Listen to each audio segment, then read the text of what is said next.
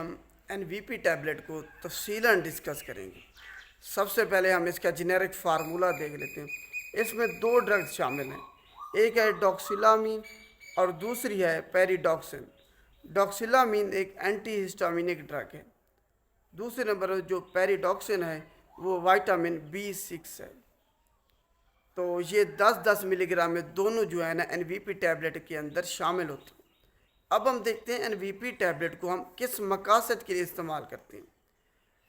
Pregnancy کے دوران اگر کسی کو الٹی آ رہی ہے یا متلی کی کیفیت ہے تو اس کے خاتمے کے لیے ہم NVP ٹیبلٹ کا استعمال کرتے ہیں۔ دوبارہ سے سن لیں، اگر کسی کو الٹی یا متلی کی کیفیت ہے حمل کے دوران، پریگننسی کے دوران، اس کے لیے NVP ٹیبلٹ کا استعمال کیا جا سکتا ہے۔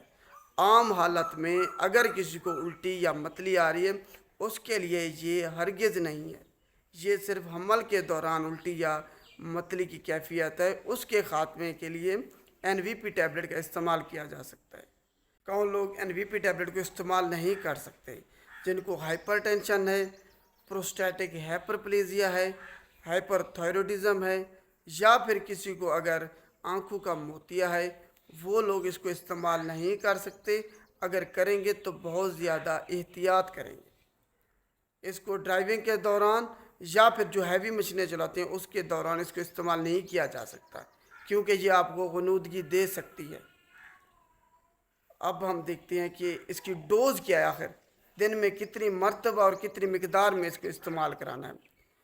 2 ٹیبلٹ آپ نے سوتے وقت استعمال کرنی ہے۔ اس کی 2 ٹیبلٹ خالی پیٹ یا رات کو سوتے وقت آپ نے اس کو استعمال کرنا ہے۔